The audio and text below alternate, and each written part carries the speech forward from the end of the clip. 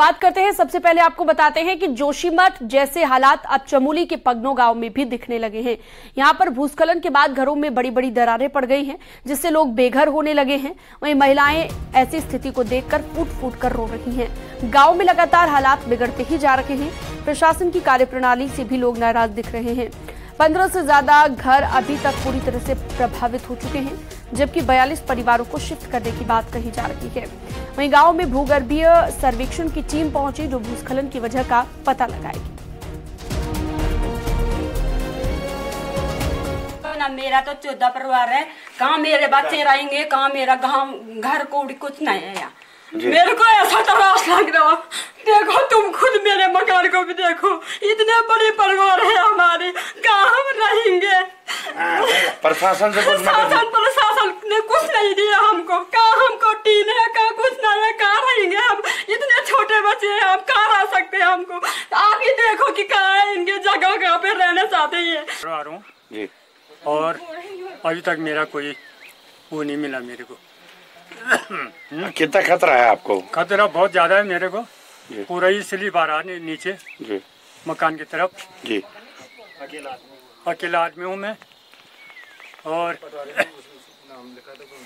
पटवारी ने नाम लिखा था मेरा जी, पर 3 दूंगा और कुछ नहीं मिला अभी तक। सोमवार को पंगनो गांव के ग्रामीणों ने जोशीमठ मुख्य बाजार में जुलूस निकालकर तहसील परिसर में जमकर हंगामा किया। गांव के लोगों का कहना है कि 3 महीने हो चुके हैं, लेकिन अभी तक प्रशासन के द्वारा प्रभावित परिवारों को राहत नहीं दी जा रही है और न ही अभी तक कोई व्यवस्था धरातल पर की जा रही है, इससे ग्रामीणों को राहत मिल सके। स्कूली बच्चे 3 से 4 किलोमीटर पैदल चलने को मजबूर हैं। आंगनबाड़ी केंद्र भूस्खलन की जद में आने से क्षतिग्रस्त हो चुके हैं। लगातार गांव के हालात बिगड़ते जा रहे हैं। मजबूरन ग्रामीणों को सड़क पर उतरकर विरोध प्रदर्शन करना पड़ रहा है। प्रशासन नहीं सुन रही है, अनदेखा कर रही है, और हमारे गांव में इतना 3 महीने से इतना भूस्खलन हो रहा है कि हमारा पूरा गांव बहने वाला है और कोई हमारा शुद्ध लेने वाले नहीं है। हम जो है जिला प्रशासन से तहसील प्रशासन कई बार आवाज उठा चुके हैं। हमारी इतनी बड़ी जनता आ सड़क पर आने की क्या जरूरत थी? जब हमें प्रशासन पहले ही टेंट या राहत कैंप दे देता तो हमें यहाँ आने की क्या जरूरत थी? हम इतना चिल्ला रहे हैं, लेकिन हमारे चिल्लाने के बावजूद हमारी आवाजों को दबाई जा रही है। जोशीमठ में भू धसाव पर महीनों के बाद 8 वैज्ञानिक संस्थाओं को रिपोर्ट सार्वजनिक कर दिया गया है। इस रिपोर्ट का विश्लेषण करके राज्य सरकार ने 139 पेज का एक ड्राफ्ट तैयार किया है, जिसके आधार पर जोशीमठ में पुनर्निर्माण से लेकर विस्थापन का काम होगा। आइए इस रिपोर्ट के जरिए आपको दिखाते हैं।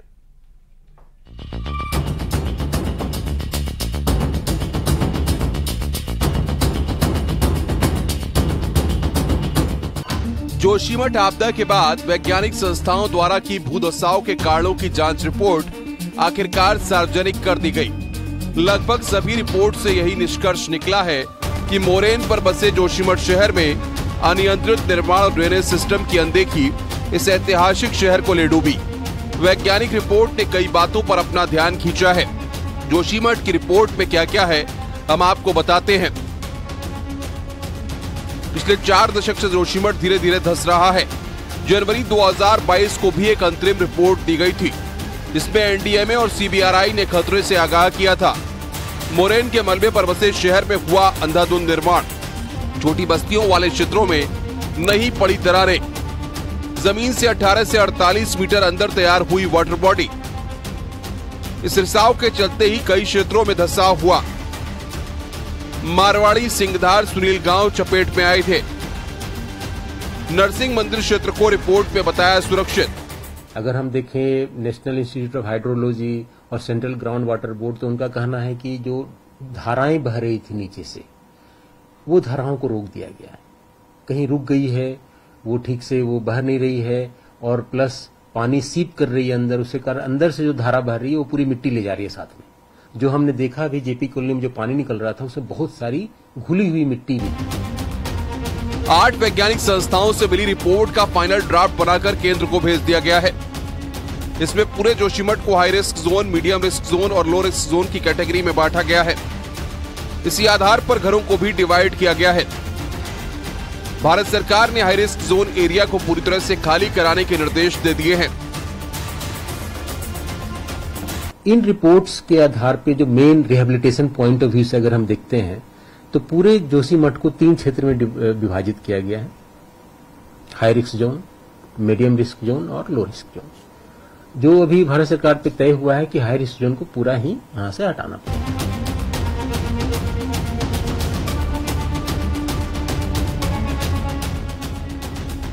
जोशीमठ में पूरी तरह से ध्वस्त हुए 445 घरों को रेड और 27 घरों को ब्लैक श्रेणी में रखा गया है। 931 घरों को येलो कैटेगरी में रखा गया है। जोशीमठ का पुनर्निर्माण अभी वैज्ञानिक रिपोर्ट के आधार पर होगा। इसके लिए हाउसिंग डिपार्टमेंट को मास्टर प्लान तैयार करने के निर्देश दिए गए हैं। न्यूज 18 के लिए देहरादून से सुनील प्रभात की रिपोर्ट।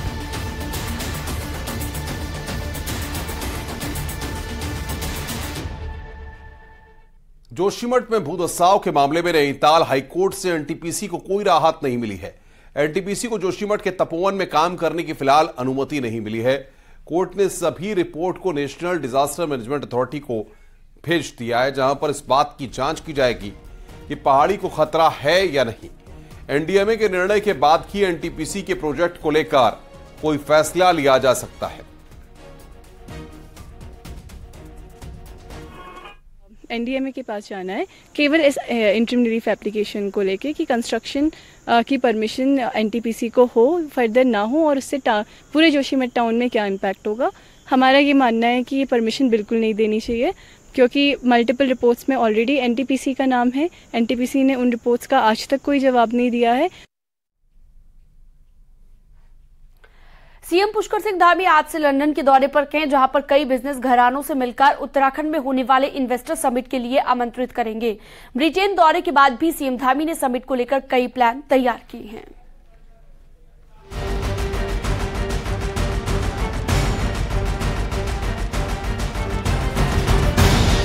सोमवार को सीएम पुष्कर सिंह धामी एक डेलीगेशन के साथ लंदन के दौरे पर हैं। यात्रा के दौरान वो लंदन में रोड शो करेंगे और वहां पर प्रवासी उत्तराखंड के लोगों से बातचीत करेंगे। सीएम धामी अपने डेलीगेशन के साथ 26 सितंबर को लंदन में होने वाले रोड शो के दौरान डेलीगेशन रोपवे के क्षेत्र में अग्रणी पोमा ग्रुप के साथ बैठक करेंगे, जिस दौरान पोमा ग्रुप के साथ प्रदेश में इको फ्रेंडली मोबिलिटी के संबंध में चर्चा की जाएगी। कुछ देर बाद वो लंदन में अन्य उद्योग घरानों के साथ बैठक करेंगे एवं विश्व स्तरीय निवेशकों को उत्तराखंड ग्लोबल इन्वेस्टर मीट के लिए आमंत्रित भी करेंगे। यात्रा के दौरान डेलीगेशन द्वारा लंदन के प्रमुख हस्तियों से भी भेंट की जाएगी। 27 सितंबर को सीएम धामी और डेलीगेशन बर्मिंघम के WMG बार्बिक मैन्युफैक्चरिंग ग्रुप के साथ बैठक करेंगे। इसके बाद डेलीगेशन TVS नॉर्थ ग्रुप के साथ उत्तराखंड में निवेश की संभावनाओं पर चर्चा की जाएगी। इस दौरे पर ब्रिटेन के टूरिज्म सेक्टर से जुड़े बड़े घरानों से भी बैठक आयोजित की जाएगी। 28 सितंबर को उनका दौरा समाप्त हो जाएगा। इसके बाद अक्टूबर में सिंगापुर और ताइवान में रोड शो होगा। 16 से 20 अक्टूबर को दुबई और आबू धाबी में रोड शो। इसके साथ ही देश के 6 बड़े शहरों में भी रोड शो आयोजित किए जाएंगे।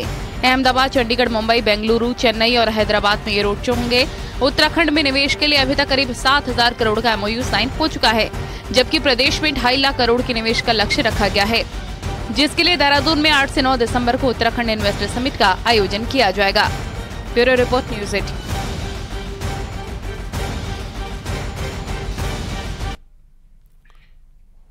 आगे बढ़ते हैं। पुष्पांजलि रियल्म्स एंड इंफ्राटेक लिमिटेड के फरार डायरेक्टर राजपाल वालिया के ऊपर पुलिस ने 25,000 रुपए का इनाम घोषित किया है। पुष्पांजलि बिल्डर्स के दीपक मित्तल और उनकी पत्नी राखी मित्तल लंबे समय से फरार हैं। ये दोनों विदेश में बताए जा रहे हैं, जिनके ऊपर 50,000 का इनाम चल रहा है। राजपाल वालिया की पत्नी शेफाली वालिया को शनिवार को ईडी ने अरेस्ट कर जेल भेज दिया था। राजपाल और शेफाली वालिया के खिलाफ prevention of money laundering act के तहत केस दर्ज हुआ है। इस पर ईडी ने आरोपियों की करीब 32 करोड़ की प्रॉपर्टी भी अटैच की है।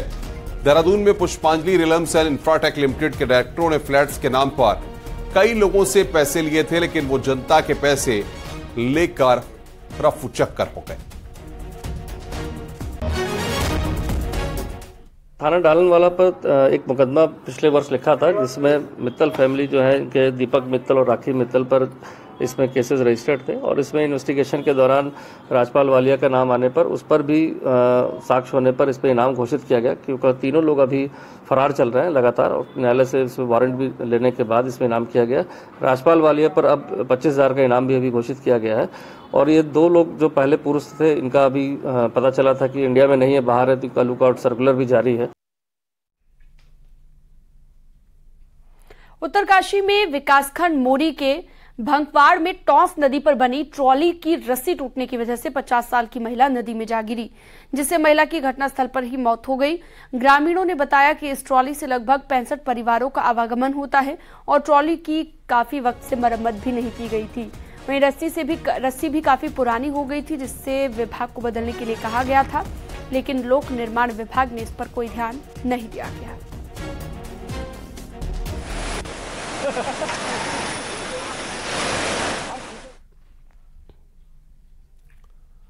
पिथौरागढ़ जिला अध्यक्ष दीपिका बोरा की मुश्किलें बढ़ने जा रही हैं। हाईकोर्ट ने सरकार, डीएम पिथौरागढ़ समेत जिला पंचायत अध्यक्ष दीपिका बोरा को नोटिस जारी किया है और 2 हफ्तों में जवाब दाखिल करने के आदेश दिए गए हैं। कोर्ट ने डीएम पिथौरागढ़ को आदेश दिया है कि जिला पंचायत अध्यक्ष के खिलाफ चल रही जांच को पूरा करके रिपोर्ट कोर्ट में पेश करें। आपको बता दें कि जिला पंचायत अध्यक्ष पर आरोप है कि उन्होंने पद का दुरुपयोग किया और अपने पिता को ठेकों में फायदा पहुंचाया। याचिका में कहा गया है कि इस मामले में जांच की गई, लेकिन डीएम पिथौरागढ़ ने जांच ही नहीं की। अब हाईकोर्ट ने डीएम से 14 दिन में जांच रिपोर्ट पूरी कर रिपोर्ट को तलब किया है।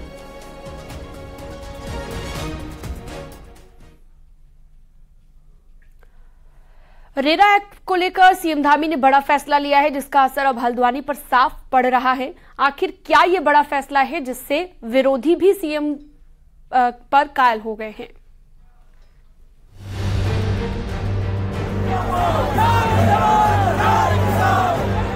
हल्द्वानी के किसानों और प्रॉपर्टी कारोबारियों की बगावती तेवर सीएम धामी के एक मास्टर स्ट्रोक से नर्म पड़ गए हैं।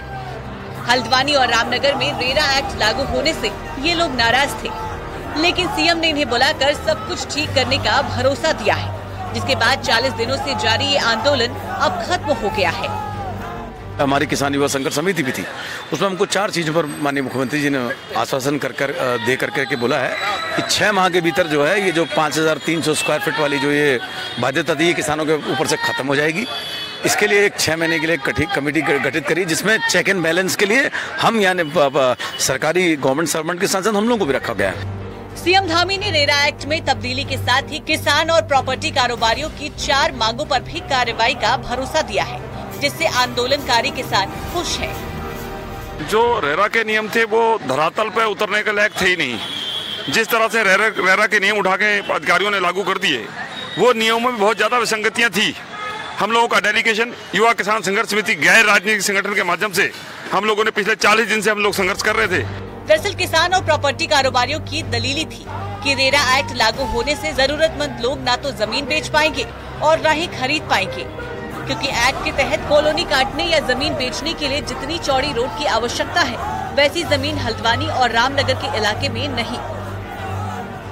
हल्द्वानी से न्यूज़ 18 के लिए शैलेंद्र नेगी की रिपोर्ट।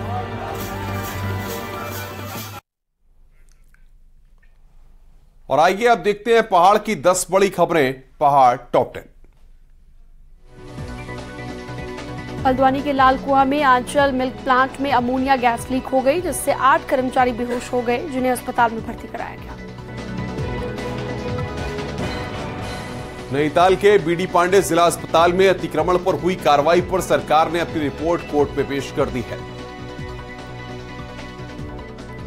हाईकोर्ट ने जागेश्वर विधायक मोहन सिंह महरा को नोटिस जारी किया था, जिस पर मोहन सिंह ने कहा कि वो कोर्ट का सम्मान करते हैं, लेकिन निर्माण काम में गड़बड़ी करने वालों की जांच जरूर कराऊंगा। हरिद्वार में स्वराज सेवा दल के कार्यकर्ताओं ने हरिद्वार रुड़की विकास प्राधिकरण में हंगामा किया। प्राधिकरण के अधिकारियों पर भ्रष्टाचार का आरोप लगाया गया है। ऋषिकेश में पंडित दीनदयाल उपाध्याय की जयंती पर कैबिनेट मंत्री प्रेमचंद अग्रवाल ने पंडित दीनदयाल के योगदान को याद करते हुए श्रद्धांजलि दी। पौड़ी के डीएम आशीष चौहान ने श्रीनगर ब्लड बैंक पहुंचकर रक्तदान किया और लोगों से भी रक्तदान की अपील की।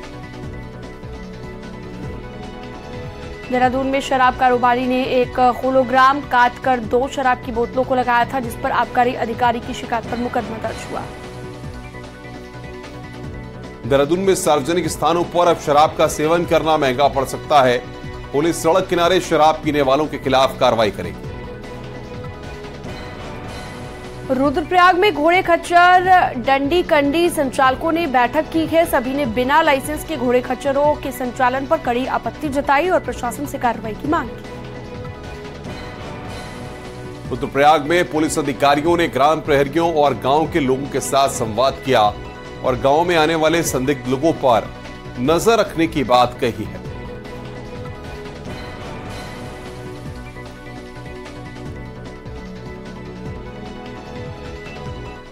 हरिद्वार के सांसद रमेश पोखरियाल निशंक ने गांधी परिवार को हरिद्वार से चुनाव लड़ने के लिए आमंत्रित किया है। निशंक का कहना है कि हरिद्वार लोकसभा में इतना विकास हुआ है कि हर किसी की नजर हरिद्वार पर है, इसलिए प्रियंका गांधी, सोनिया गांधी या फिर राहुल गांधी को इनमें से जो भी हरिद्वार लोकसभा से चुनाव लड़ना चाहते हैं वो खुलकर चुनावी मैदान में आ सकते हैं और फैसला जनता को करना है। वही कह रहा हूँ, प्रियंका हो, सोनिया जी हो, राहुल गांधी हो, जिसको भी जो नाम आप ले रहे हैं उन सभी को कह रहे हैं आओ तो हरिद्वार के लोग दिखाएंगे कि उनकी मंशा क्या है। आगे बढ़ते हैं। किसान आंदोलन के बाद तराई के किसानों और सिखों को बीजेपी किसी भी सूरत में साधना चाहती है और वहीं सिखों को अहम फैक्टर मानकर तराई से ताल्लुक रखने वाले बीजेपी नेता राजेश शुक्ला भी अब ताल ठोकने के मूड में हैं।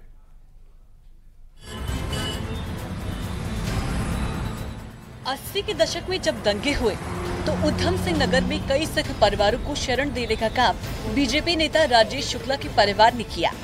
अब उन्हीं सिखों को साथ कर, समझकर और साथ लेकर राजेश शुक्ला 2024 के लोकसभा चुनाव में टिकट चाहते हैं। उधम सिंह नगर वही जिला है जहां का सिख समुदाय किसान आंदोलन में बढ़ चढ़ कर शामिल हुआ, लेकिन 2017 में पूर्व सीएम हरीश रावत को किच्छा से चुनाव हारने वाले राजेश शुक्ला को यकीन है कि इस बार फिर फिजा बीजेपी के पक्ष में है और इसी प्लान के साथ वो टिकट का दावा कर रहे हैं। क्योंकि मैं भी लगातार 4-5 चुनाव लड़ चुका, विधानसभा के, एक लोकसभा भी लड़ा हूँ, जीता भी हूँ, हारा भी हूँ।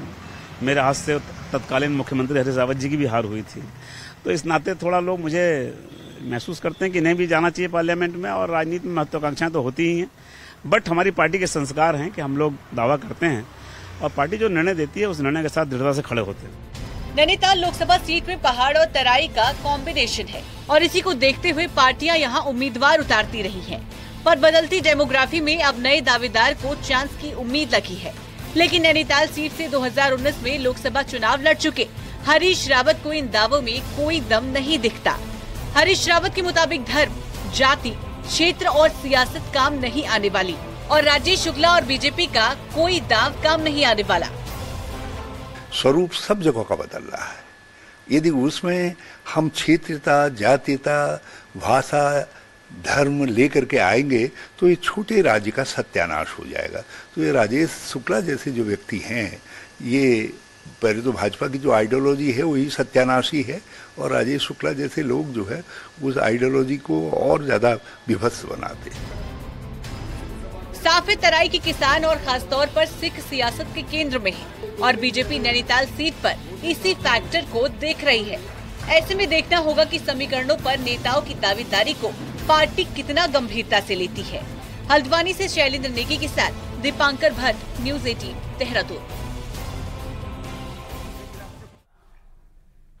हरिद्वार के भूपतवाला क्षेत्र में जैविक उत्पाद और मिलेट्स का जिले का पहला आउटलेट खोला गया है।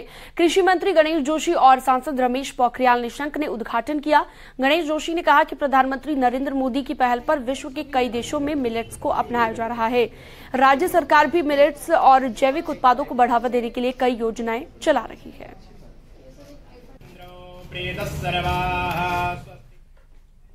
आज प्रधानमंत्री कृषि विकास योजना के तहत ये आउटलेट आज यहाँ पर खोला गया है। दूसरा आउटलेट हम रुड़की में खोल रहे हैं ज़िले में, और इसके माध्यम से जितने हमारे उत्पाद हैं, विशेषकर जो हमारा श्री अन्न है मिलेट्स, आज उसकी इतनी डिमांड है और उसको अंतर्राष्ट्रीय अगर पहचान मिली है तो नरेंद्र मोदी जी के कारण मिली है। आगे बढ़ते हैं। कोटद्वार में विकासखंड द्वारिखाल में कृषि विभाग द्वारा आयोजित कृषक गोष्ठी में ब्लॉक प्रमुख द्वारिखाल महेंद्र सिंह राणा ने मुख्य अतिथि के रूप में हिस्सा लिया। गोष्ठी में दूरदराज गांव से आए कृषकों को मोटा अनाज का प्रयोग करने के फायदों के बारे में बताया गया। इस दौरान ब्लॉक प्रमुख महेंद्र राणा ने कहा है कि कृषि विभाग द्वारा ये एक सार्थक प्रयास है। आज हमें फिर अपने पुराने स्थिति रीति रिवाजों, फसलों और मोटे अनाज की तरफ आना होगा।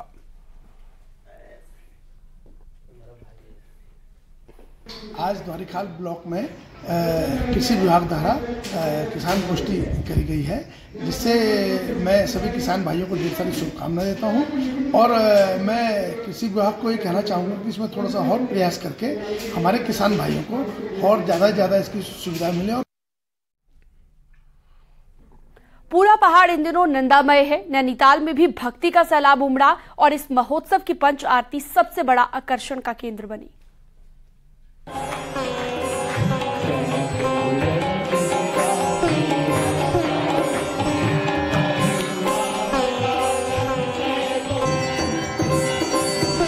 सरोवर नगरी में मां नंदा की ये पंचारती लोगों को खींच लाती है। घंटियों की गूंज और ढोल की थाप का ये मनोरम दृश्य लोगों को खास आकर्षित कर रहा है। दिन भर महोत्सव के बाद शाम ढलते ही नैना देवी प्रांगण में भक्ति का ये माहौल किसी को भी मंत्र मुग्ध कर देता है।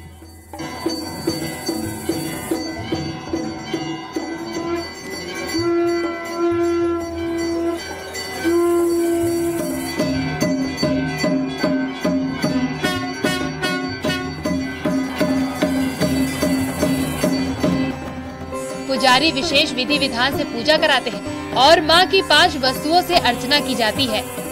जल, पंचदीप, पुष्प समेत दूसरे चीजों से होने वाली इस पूजा के दौरान मान्यता है कि पुजारी में मां प्रकट होती है, जिसके बाद पूरा मंडप मां नंदा के जयकारों से गूंज उठता है।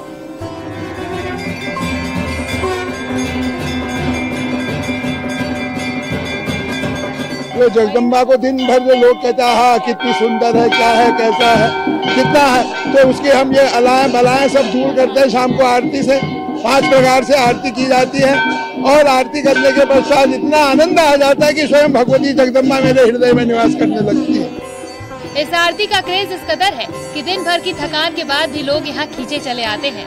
चाहे आम हो या खास हो, वो माँ के दरबार में मत्था टेकने पहुँच ही जाता है।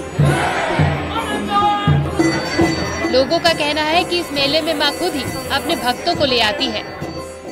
मेरे लिए पंच आरती सबसे इम्पोर्टेंट है, क्योंकि हम बाहर रहते हैं और इसी के लिए मैं स्पेशली पंच आरती देखने आई हूँ। और आज मुझे दर्शन मिले तो मुझे बहुत अच्छा लग रहा है और ऐसा लग रहा है कि मेरा आना सफल हुआ। बहुत ही अच्छा लगा, बचपन से हम देख रहे हैं और जब तक यहाँ नहीं आते हैं तब लगता ही नहीं है कि कभी भी ये पूरा हुआ है।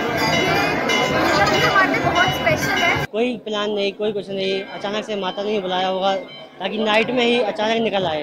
डायरेक्ट यहाँ आके यहाँ काफी घूमा, मतलब बहुत अच्छा लगा।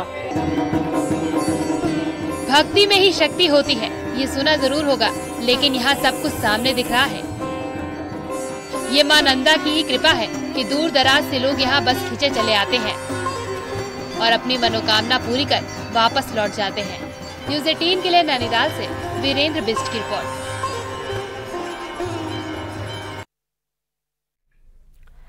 और यहाँ वक्त तो चला एक छोटे से ब्रेक का। ब्रेक के बाद न्यूज़ 18 पर खबरों का सिलसिला लगातार जारी है।